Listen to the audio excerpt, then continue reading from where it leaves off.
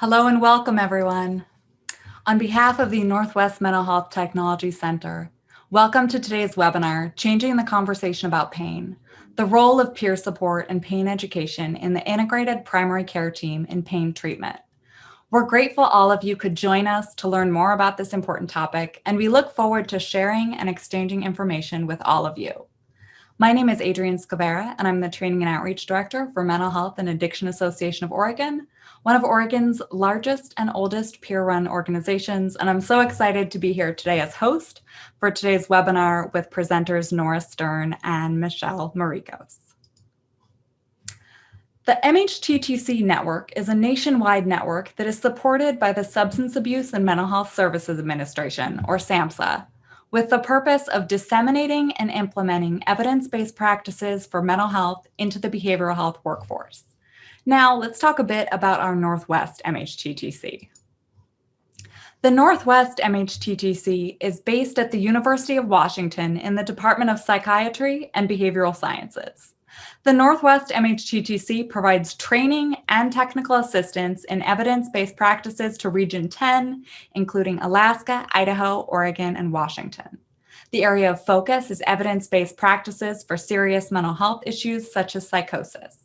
However, we also provide training on a variety of topics, including integrated care, suicide prevention, diversity, equity issues, school mental health, peer support, trauma-informed approaches, and others.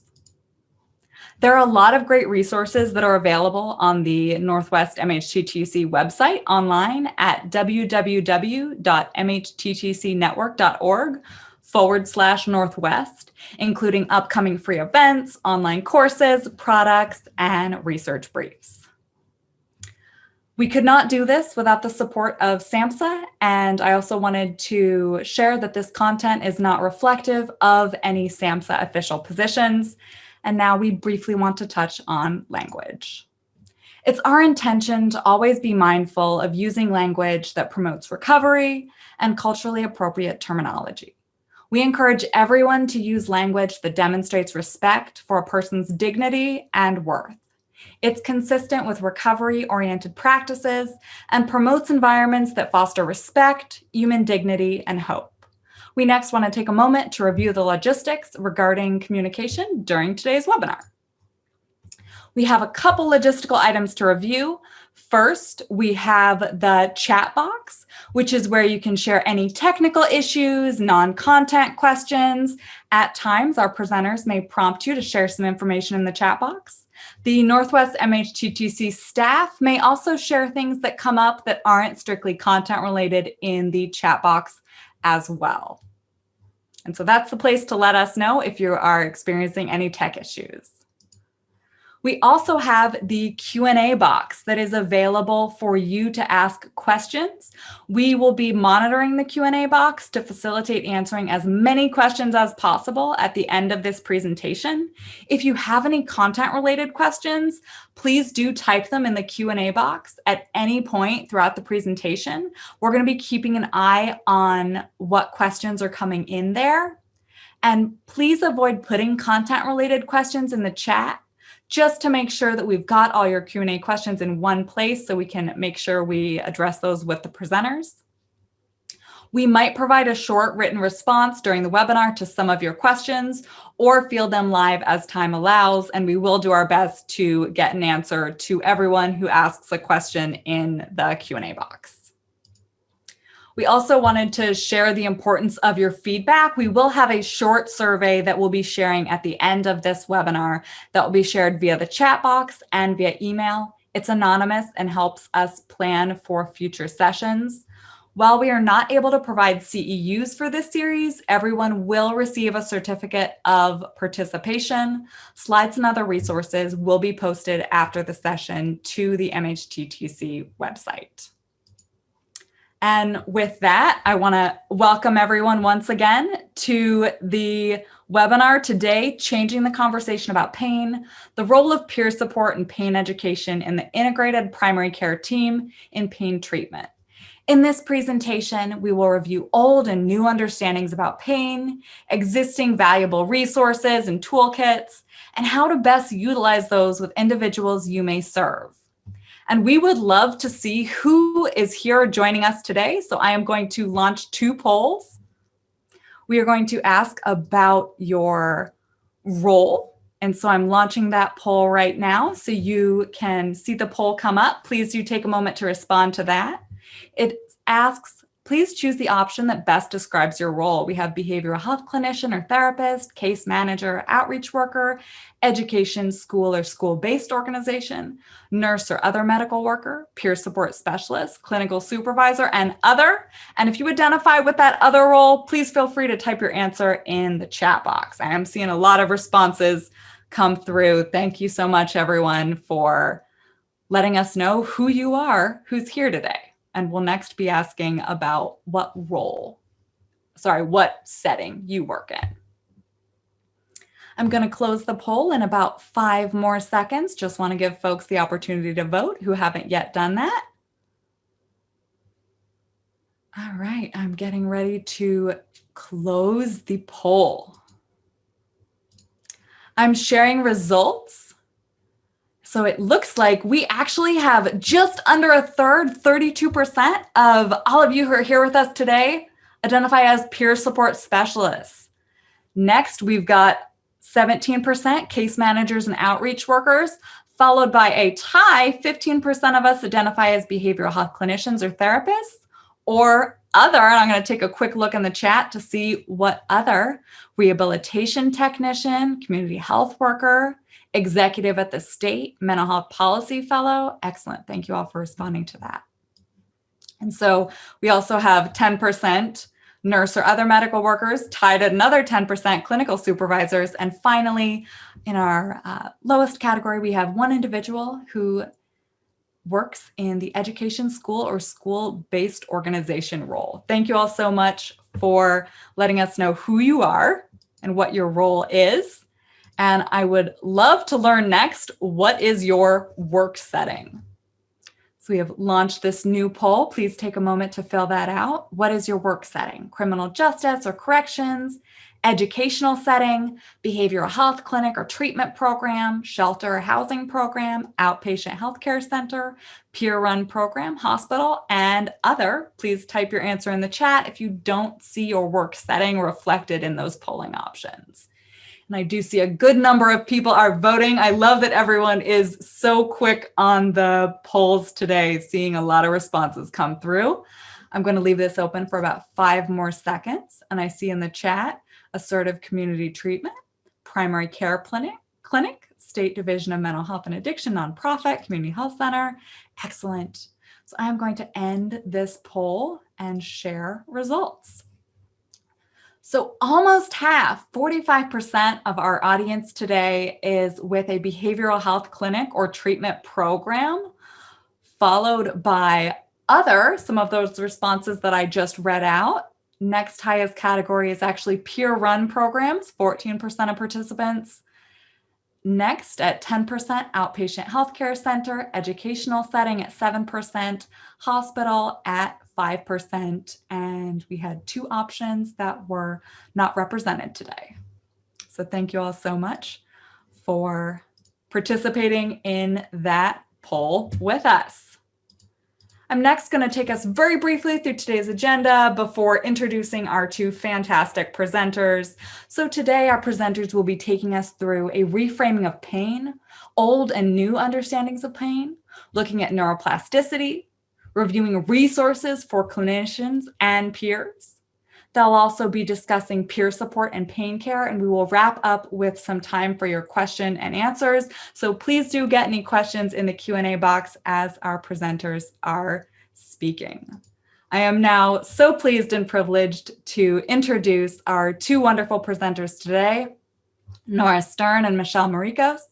Nora Stern, Director of Know About Pain Consultation and Educational Products, serves as chair of the Oregon State Pain Management Commission. Nora is an innovative leader, pain educator, and physical therapist with over 30 years of experience in working with complex pain. Michelle Maricos is a peer pain specialist who serves on the Oregon State Pain Management Commission and started and ran a chronic pain support group in Jackson County in Oregon. Michelle has frequently served as an advisor to pain care and education products, projects, and is recognized for the incredible lived experience and expertise that she brings. And I want to extend a warm welcome and thank you to our two fantastic experts with us today, Michelle and Nora. And at this point, I would like to turn it over to Nora and Michelle.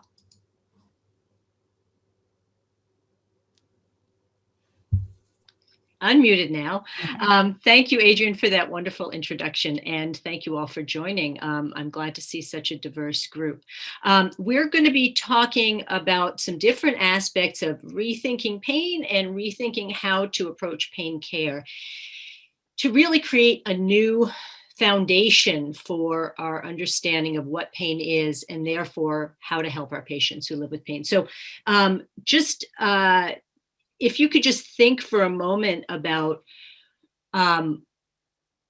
whether you find that you are, when you're working with people who have pain, think for a moment about whether you feel like you have all the answers, or if you feel like you could use another set of eyes, if you could use a better explanation of what might be going on for the person.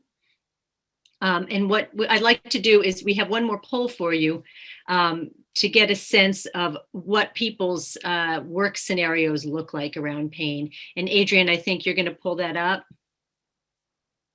Yeah, so and I can just read it out.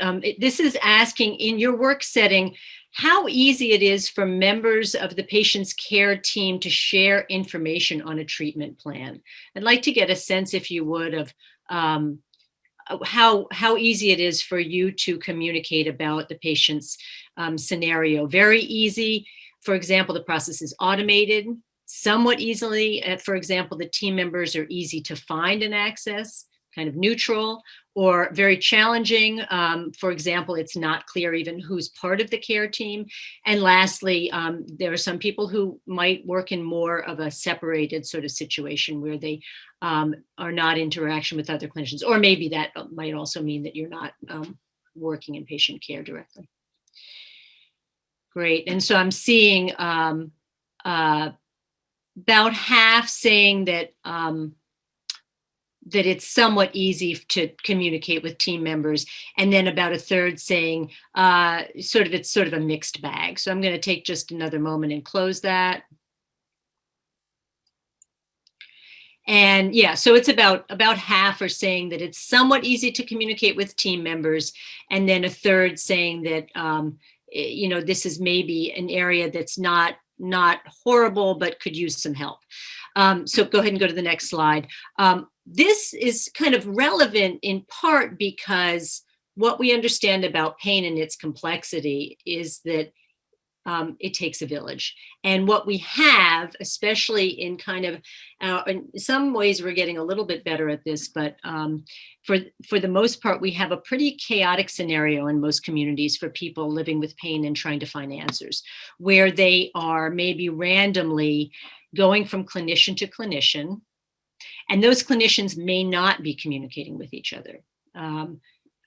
In a lot of situations, it would be difficult to call it a care team because you may not even know who else is working with that person.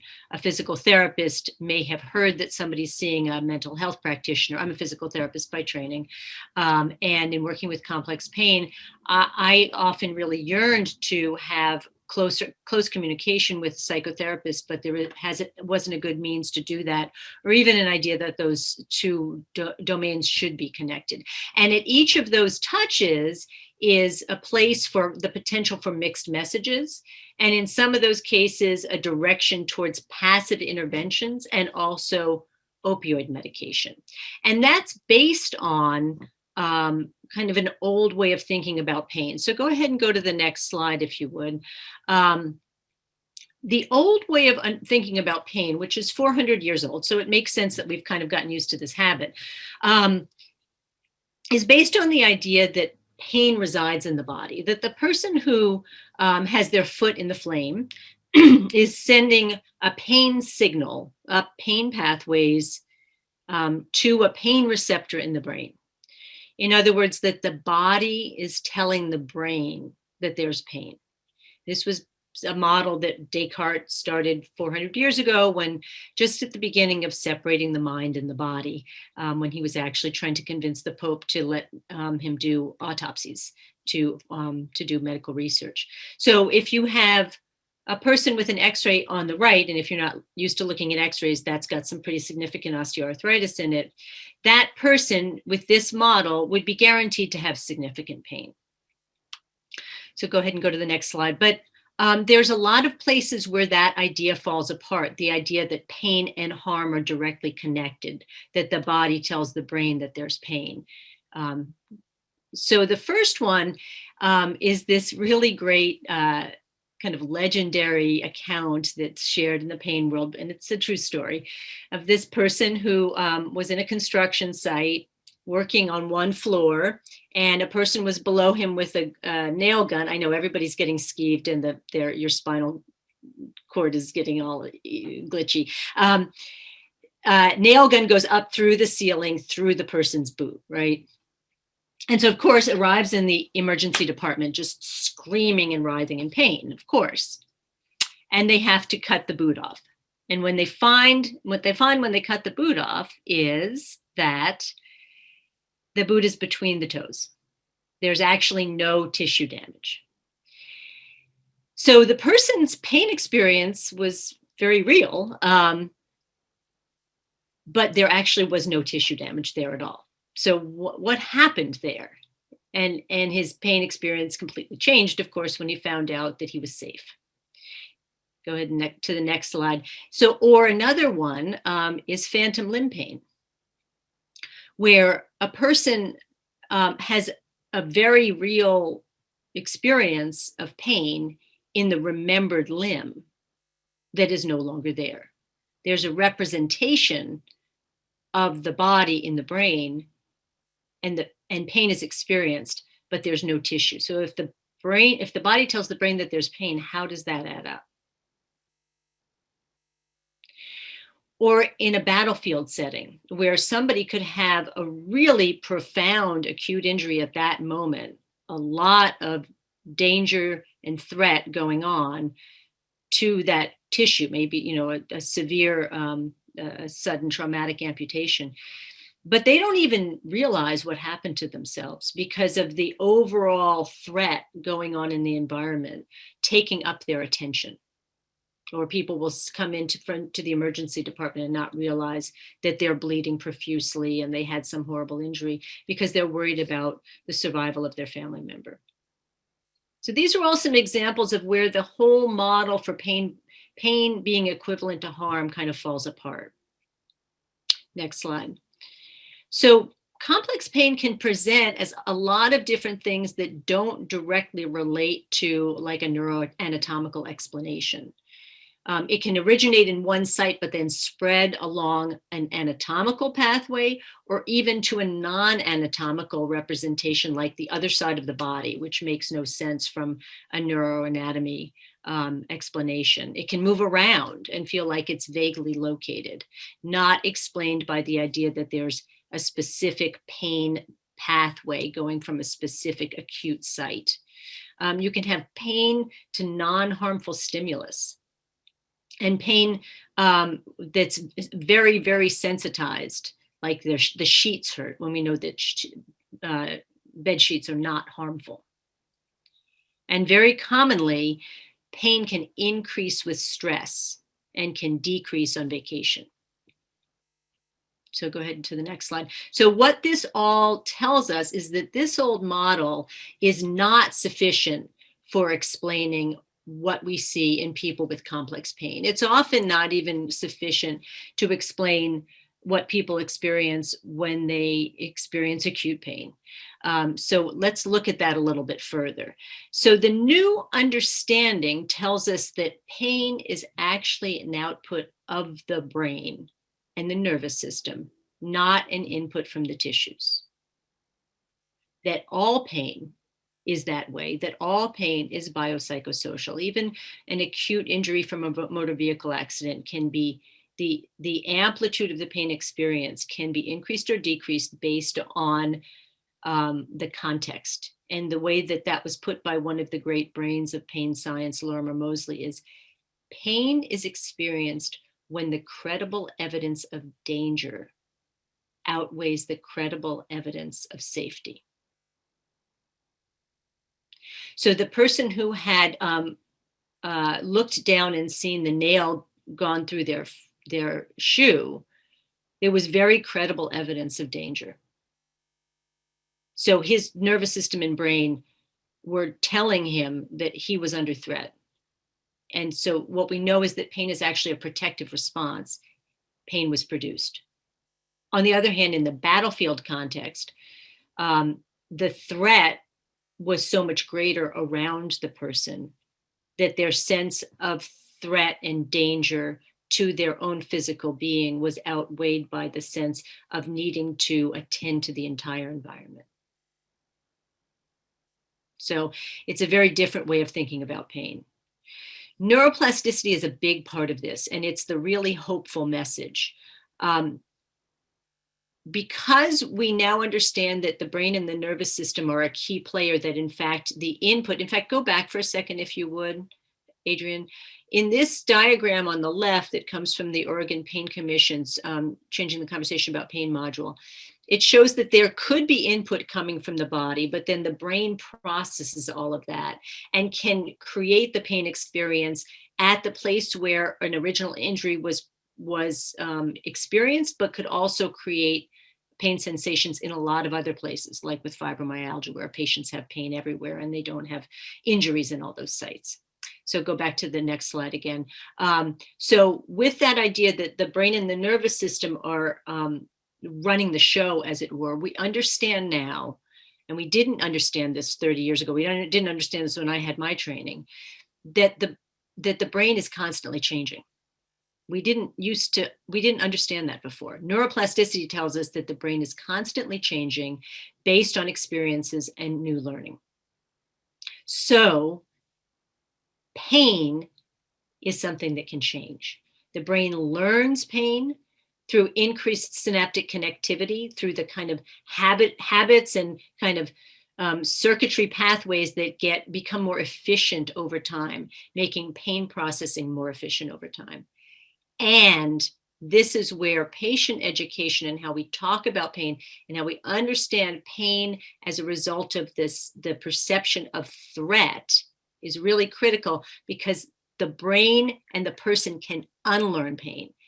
But the nervous system changes through the things that we do rather than the things that are done to us. So all those passive interventions we remember from that chaotic model, like injections, surgeries, medications, there may be a place for them, but they are not going to actually transform pain in the way that we have the opportunity to do so. Next slide, please. So I'd like to show you how we explain neuroplasticity in the new patient toolkit that is available through Oregon Pain Guidance. And we'll show you a little bit more about this in a moment, but this is a toolkit that has different domains in it, including the basis for understanding pain science so that patients understand how changeable their pain experience is, as well as some of the key other aspects that affect pain care and are places to have key conversations. So let's go ahead and take a look at how we talk about neuroplasticity. And before you start, I'd like to ask you to use the chat in an off-label fashion as you're watching the video.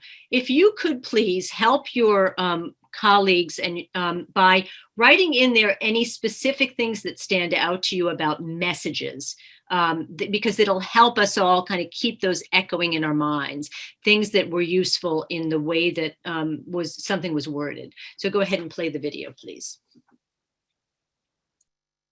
Let's talk about why we have pain. Pain is designed to protect us, to warn us that we need to pay attention to something that might be harming us. And we know that pain is not only the result of something that happens in the body. Pain is actually produced in the brain, which helps to explain some of pain's complexity. And it also helps us understand how pain can change. Many things can make pain worse or better. So let's look at some of the things that affect pain. So as an example, let's look at what happens when you have an injury, say to your knee. A message gets sent up to the brain that something's happened to your knee that might need your attention, but it's not actually pain yet. The brain has to take that information and make sense out of it.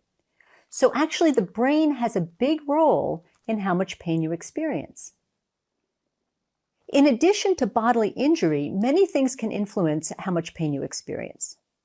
So for example, pain and stress work together to help us respond to emergencies. Often stress is involved with pain even when it's not an emergency.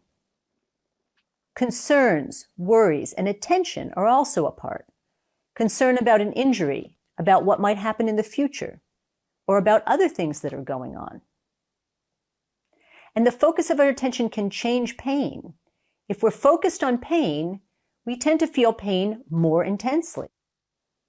And when we're involved in something else, especially something that makes us feel good, we tend to feel pain less. How we move, how active we are, that is a big part of pain as well. If we're protecting a part of our body that hurts, bracing and guarding it, we tend to move that part less, and this creates really significant changes in the brain so that it can begin to feel like the pain has spread, moved to a new area, or can feel hard to locate. How well we understand pain can have a big impact on the pain that we feel. Pain can be very confusing, and it can be worrying and stressful to try to find solutions. This actually increases pain. If your pain has lasted for a long time, it's actually likely that more parts of your brain, more brain functions have become involved, even like memory and expectations. For example, you might remember your pain in connection with things that you've done in the past, like having pain every time you bend over at work for the past year. So this can affect your expectations. When you bend over, you expect it to hurt. And your brain begins to produce the pain response even before you bend over. We actually say nerves that fire together, wire together. The brain becomes better over time at creating pain. It actually learns pain. But the good news is that the brain can also unlearn pain because the brain can change. The more we understand pain, the more hopeful we become about our ability to change things. We can quiet our stress. We're also quieting the emergency response system in the brain, which can decrease pain. Then we have less fear of re-injury, and we start to feel like we can get back into action. We start to do more things that we enjoy. And those parts of the brain that have been busy producing pain get busy doing other things. This is a process of changing habits, activities, feelings, and thoughts that actually changes pain itself by rewiring the brain and quieting pain. And you can do it all yourself.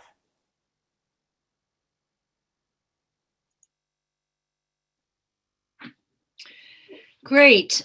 So I'm just seeing some comments in the chat, and if you have any other thoughts, please put them in there as well. I'm going to read some of them out that stood out to people because I think it's helpful to kind of hear some of these things. One was pain and stress work together. Juliana shared pain and stress work together to help you respond to emergencies. And Juliana also wrote, the focus of our attention can change pain. The focus of our attention can change pain. Krista Lee wrote, you expect it to hurt. It's an interesting idea, right? You expect something to hurt and it will. Emily Nelson wrote, the brain can unlearn pain, that creates hope for me. Thank you, yeah. And George Brock, sorry if I'm barbarizing last names, that you can do it all yourself. That's great. Thank you very much. If you have any other things that stand out to you from anything that we're saying here, and you want to share it with the other folks in the group, that would be wonderful. So go ahead and go to the next slide, if you would. The video is part of this toolkit for helping clinicians. So we'll show you some of the other resources in a moment, but first helping clinicians to understand pain, but then making it very easy for patients also to start to hear the language that we're using. It might be Delois. I'm sorry, I'm not going to try for that name. Quiet and comfortable measuring practices. Great. Yeah. And one of the things about the videos that we tried to use is very reassuring tones. And this gets to this idea of helping the brain decide whether danger or safety are going to get outweighed. So pain occurs when the brain decides that danger has outweighed safety. And unfortunately, we reinforce this as clinicians sometimes when we don't mean to. We might say things like, physical therapists do this all the time. Oh, don't do that if it hurts. Oh, that exercise was painful for you. Maybe you'd better not do that, as opposed to thinking about how to nuance things and create messaging about being sore but safe. Or if a person gets an x-ray, we might call it an abnormal x-ray finding, but we know that actually people can have an x-ray like we saw at the beginning and actually be pain-free. So should we maybe say normal age-related findings? The idea that pain, and even the term chronic, I actually prefer the term persistent because it tells the patient that this is not a static condition, but rather that it's something that can change. It's troubling, but it can be transformed. And this all feeds into a lot of the things about the whole person. Like, are they isolated and hopeless in their pain experience? Or are they starting to see the relevance of making connections? There's a lot of mental health folks, a lot of peer support people here. You know this stuff, right? And when we look at that chaotic map of pain, unfortunately, the different members of the team aren't connecting to you folks who help people with that sense of isolation and hopelessness so that we can shift them over towards meaningful relationships. Rewiring the brain to this is all about rewiring the expectations to rewire the brain. Exactly. So next slide. So what we say really matters. And in Oregon, we at the Oregon Pain Commission, we've been using required online module that all clinicians are required to take that hopefully will be something that will be updated every few years with some new legislation. And the new version is going to be coming out in the next couple of months that will match up to the patient content. It comes with an hour of CME or CEU. And it talks about the changeable nature of pain and the opportunity we have to use consistent languaging across the whole care continuum so that patients get messages about safety that are reinforced at each touch. And they get messages that reinforce the idea that their job, that pain care is their job. It's my job to help them, and it's their job to kind of take the baton and do the things that can help transform their own experience. And then go ahead and go to the next slide. We have this suite of tools in the patient toolkit, and I showed you a section of the first one, understanding pain.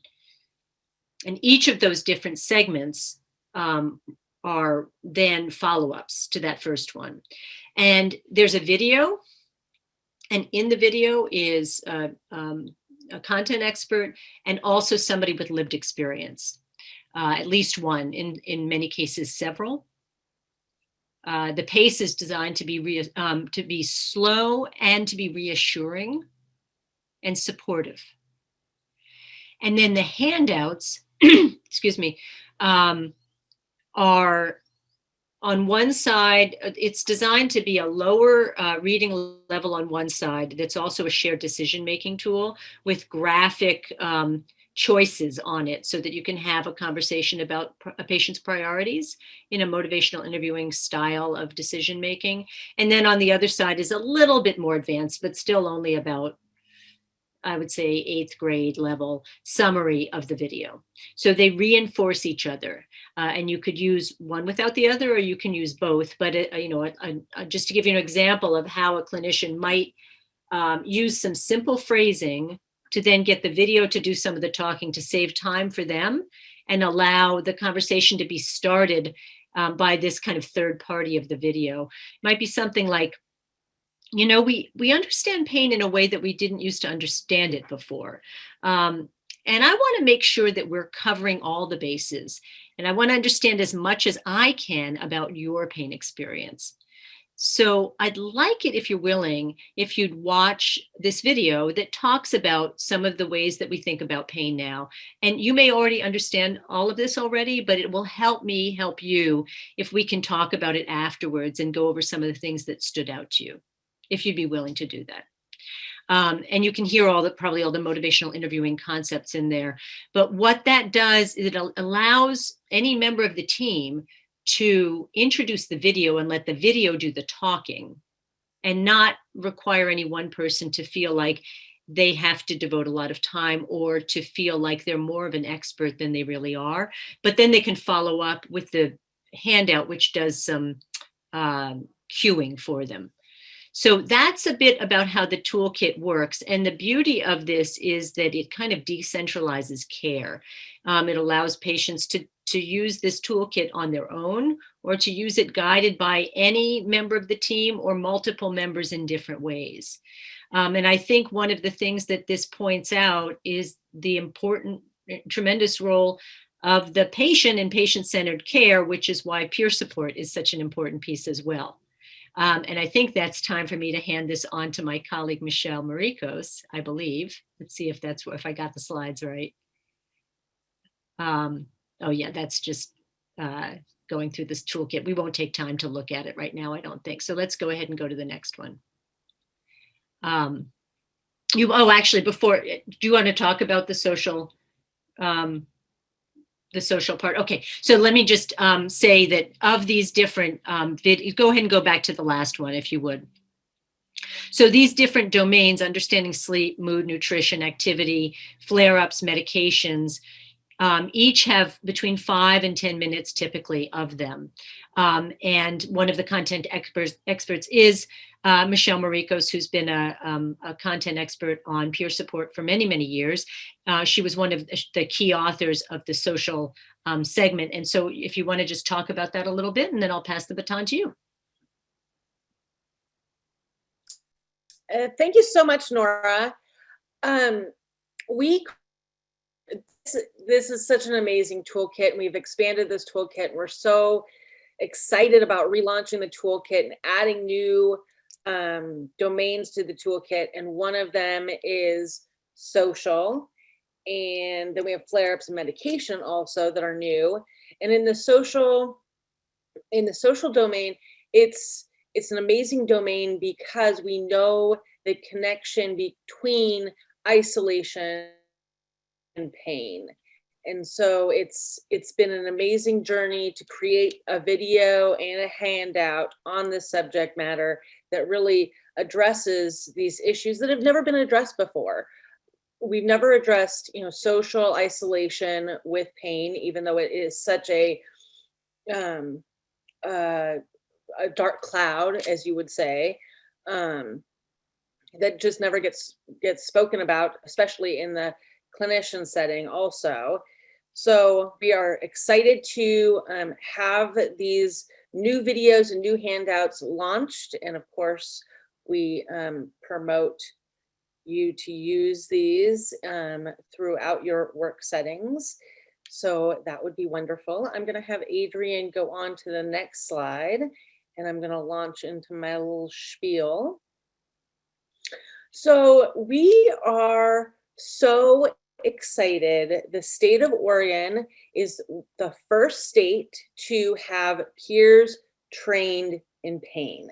So we are creating, Oregon Health Authority and Mental Health Association of Oregon has partnered for this first ever peer training in pain. And our basis for this was really moving beyond pain, educating, creating hope and support.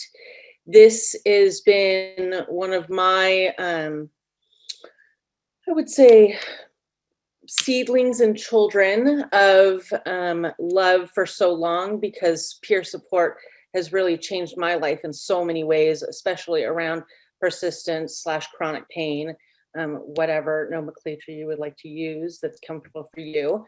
And that we are excited to create a peer training for pain And we are going to use the toolkit that the Oregon Pain Guidance and the Oregon Pain Commission has created as the basis of education for peers, and really understanding pain, understanding, the new, really the new way, the new most innovative information that we have about pain, and really, kind of dismissing the old way of understanding pain that really has not worked. And I can speak for that for myself, that the old way of pain, that people that have lived with pain for many, many years, that caught in the old way, they caught in the pain cycle, and it really created so much more damage in their lives going forward. And they've had to, unlearn the pain in such a much harsher way than understanding the new way of pain from the get-go. So we are so excited to be bringing the pain education to peers and what that's going to look like. So Adrienne, next slide. Michelle, is this a good point for us to launch that poll asking about access to peer support? Oh, yes. Fantastic. So Yes, I'm going yes, to please do, since we are on the launch. I just Yes, launched the please. peer support poll.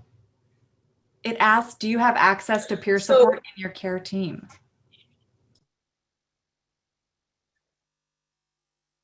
Wow, I see a lot of responses are coming in, and they are coming in quickly. So possible Yes. responses are no, yes, in mental health, yes, in addiction/recovery, yes, related to pain, wellness, or other. And if you've said other, please do feel free to share that in the chat box, as well, as we will be keeping an eye on that.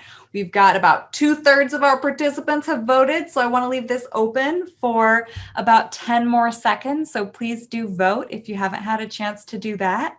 And then I will share the results, Michelle, so we are all able to see them. Yes, that would be wonderful. And then we will also kind of talk about pain in this poll result and what it means.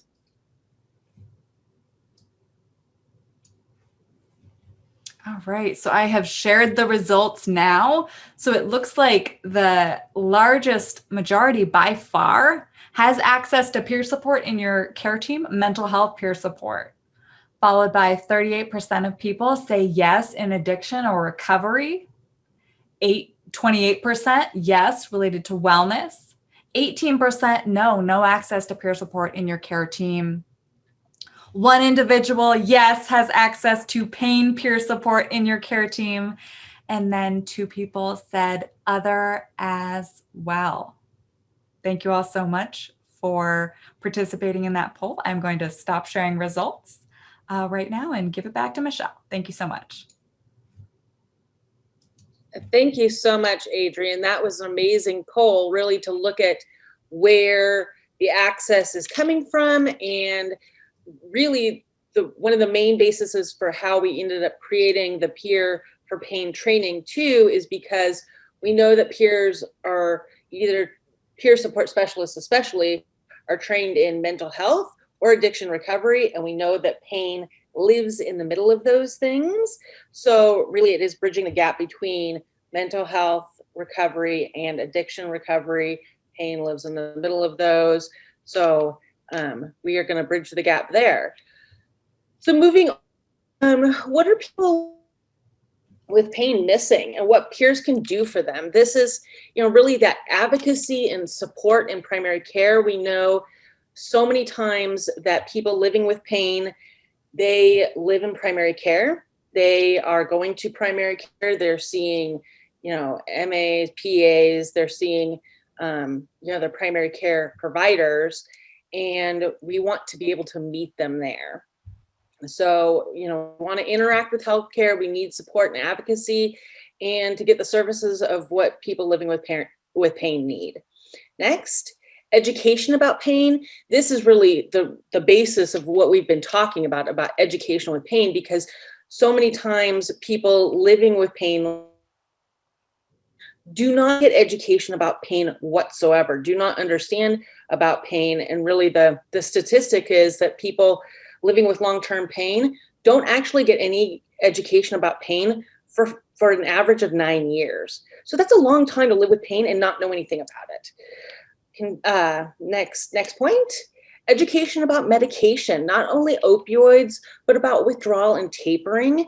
That this is going to be, again, bridging the gap between providers and the patients or clients, really having an understanding and basis of education about medication, what medication that clients and patients are taking, and how to understand that.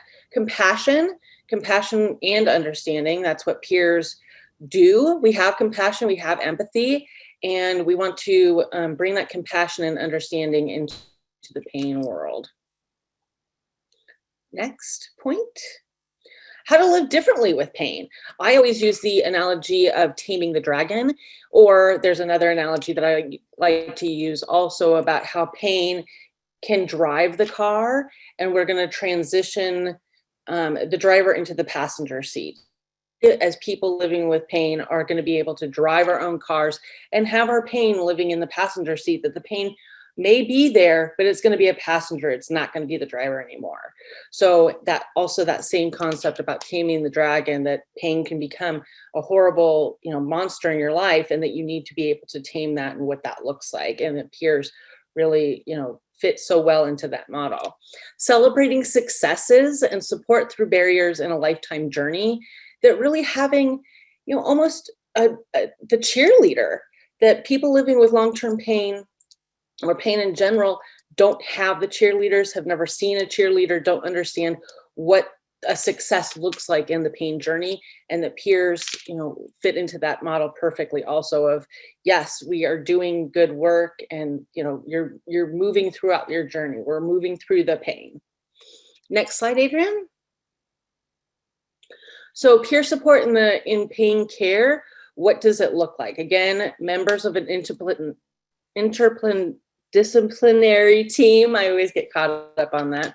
That we are a member of this team. We are supporting and encouraging. We're promoting hope and education. We're utilizing that lived experience of, peer support specialists utilize their lived experience in telling the story to change other people's stories. Working with peers around self-directed goals, that self-management, we know that self-management is a pillar in changing the way that the brain and pain works throughout the body. Next slide.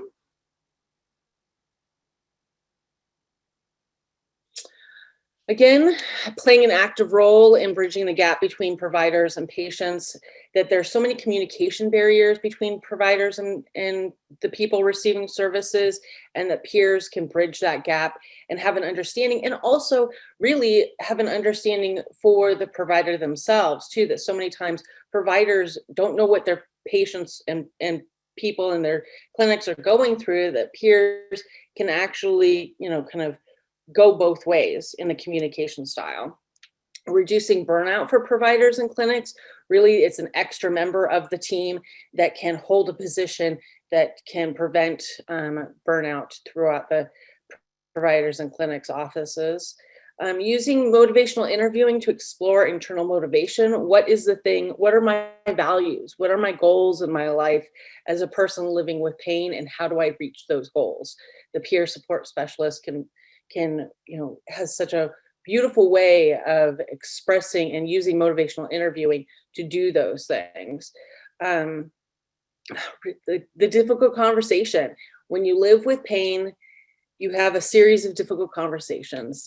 Many times you go to your provider, and the provider is going to say, difficult things to you, and there's going to be a difficult conversation, but having a peer support specialist there to understand the conversation, prep you for the conversation, prep the provider for the conversation, it can really change the dynamic between the provider and the person that is receiving services. So resource purveyor, one of the main tenets of being a peer support specialist is a resource purveyor, understanding what the resources are throughout the community, but not necessarily throughout the community, because many times, especially in Oregon, we live in rural areas. There may not be a lot of resources rurally, but there's resources throughout, the state that are wonderful, that we can connect those dots for providers and for the people receiving services. So Resource Purveyor is such a wonderful, wonderful position also. Next slide. Future developments. So we are looking all of the professional and patient courses and handouts. We are looking forward to the launch of the actual peer support training through Mental Health Association of Oregon. So all of these things are coming down the pipeline, and we are going to be looking forward to them in the future, and we're excited about them. And we're so thankful to be able to get the information out and have Oregon be on the front lines. So thank you so much. I believe that is the end of my section. Oh, we do have some really good things coming up. We are having what's called OPAT. It is the Oregon Pain Addiction Treatment Conference. That is going to be in November. Crossing our fingers for in person. There has been a launch for request for proposals, RFPs, and we would love anyone that is doing wonderful work that would like to be part of the conference as a presenter to turn in your RFP to this link, but also we would like you to be able to join us at the conference as a participant. This is a really important conference and has been an important conference throughout the state of Oregon for many years. And we also have the Region 10 Opioid Summit. So this is for the Region 10 area, and that's going to be August 3rd through the 5th. And please go to that link for more information about that also. Next slide. Great. Thank you so much, Michelle and Nora. We are at the point where we have a couple of moments for questions and discussion. Again, just want to thank you both for the fantastic, incredibly informative presentation. We do have a question that came through the Q&A box. I'm going to read this one out. It comes from Toby. Will there be a way for out-of-state peers to get trained in this? I have 20 years in a lived experience in pain and 6 years as a PSS. Thank you for your question, Toby. That is a wonderful question. I believe our training is going to be open to interstate agencies. We will be looking into the actual certification as the training goes forward, but it will be open. You will be able to have the training. Our certification for other states, I'm going to say, is going to be looked into. So thank you so much, Toby, for your question.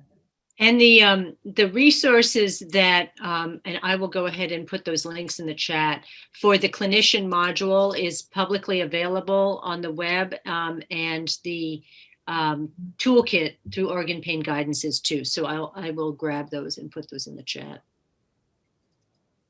Fantastic resources. Thanks so much, Nora. The great thing about the internet is that these are available to anyone who is able to access them. Really some very solid resources. I see another question in the Q&A, this one from George. How are peer pain services funded in Oregon?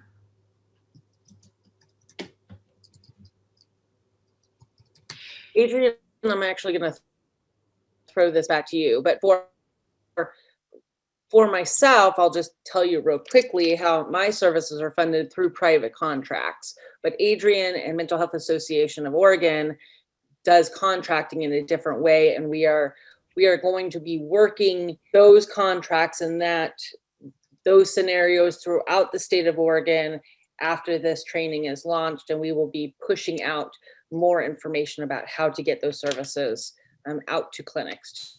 Yes, thank you, Michelle. So, grants and contracts, I would say. I would love to see this grow more. There is not currently a lot of funding that is available to support peer pain services. So I think this is really an area where there could be growth and continued support in the future. I really feel like this is some very innovative things that are happening with people like Michelle and Nora. And sometimes it takes a moment for the funding to catch up to innovation. And hopefully too, that Nora and I, being on the Oregon Pain Commission, working with the legislature too, maybe that is having some different contracts be put in place throughout the state of Oregon. So we're going to be working on that also. Yes, and I understand, I believe that in addiction recovery, there is a way for some peer support to be compensated, correct? And yeah, so Yes. so that will then, as it becomes a little bit more understood that there's this possibility of working with in the pain domain, and that is in that recovery arena is an existing model. I think it'll be possible to then find funding streams for that, because ultimately the sustainability has to come from it being part of the payer system. Also in Oregon, and this is key, because we have expanded Medicaid and we have the community care organizations, the CCOs, they have the ability to, yes, Oregon is, there was a question George asked, is Oregon a Medicaid expansion state? Yes. And so that has been a total game changer in terms of establishing progressive back pain guidelines for non-pharmacological pain care. And it and the CCOs have discretion to say, this is a pretty efficient way of providing some really useful services, so we're going to pay for this ourselves. I think there's a huge future for peer support to provide some of the glue. It's becoming more and more obvious with understanding pain as a biopsychosocial construct. We understand now that it takes a team to treat pain correctly, and we shouldn't wait until they've gotten to the level of high impact chronic pain for them to get that integrated care. And peer support is a very cost-effective way to provide some of that glue, even across different offices, I think, is, in rural areas. There was another comment in the chat that did we already? There was one question that I answered by typing, and I'll say it out here too. There was a question regarding the timeline for the peer pain training that Michelle had referenced a little bit ago. So we are hoping to get that launched this summer. We're in the process of making some updates and improvements to that. And so we will be sharing that widely. Again, that's going to be accessible via the internet. So whether you are joining us today from Oregon, Alaska, Washington, Idaho, any state, or perhaps even country or territory beyond, we invite you to check that out, because the information really is valuable regardless of whether you are eligible to receive continuing education units for it. So those are all the questions that I've seen. I know we have about a minute and 30 seconds left, and I just wanted to highlight a couple of things as we start to wrap up here. First, have the contact information for both of our fantastic presenters today, Nora and Michelle. We also shared a feedback link in the chat. Please do take a moment to fill that out today. It is very helpful to hear your input, and that really helps us plan for future sessions as well. So thank you so much for taking a moment to fill out the webinar evaluation form. We also just wanted to highlight that you can find out more about the Northwest MHTTC and register for additional resources, webinars, training opportunities at the website www.mhttcnetwork.org/Northwest. And you can also sign up to access the newsletter, connect on social media, or email with any questions. And I see the evaluation survey just got shared in the chat once again. So please do take a moment to fill this out. And I see a couple of appreciation comments in the chat. Thank you so much for sharing those with our presenters today. So as we— Adrienne, will we be sending out the resources as a follow-up as well, the links? Yes, I believe we can get those to the fantastic people at the Northwest MHTTC who can help share that information out with everyone who has registered and attended with us today. And this webinar will actually be available online as well for folks who would like to access it If you'd love to rewatch it after the training or perhaps watch it for the first time, that will be available in a couple of weeks online, and you will receive an email with a link to the page where those will be posted once those are made available. So once again, I would like to thank everyone so much for being here, for your time and engagement today, and a special thank you to our wonderful and knowledgeable presenters, Nora Stern and Michelle Maricos. Thank you both so much for your work in this really important area, and thank you so much for your presentation today.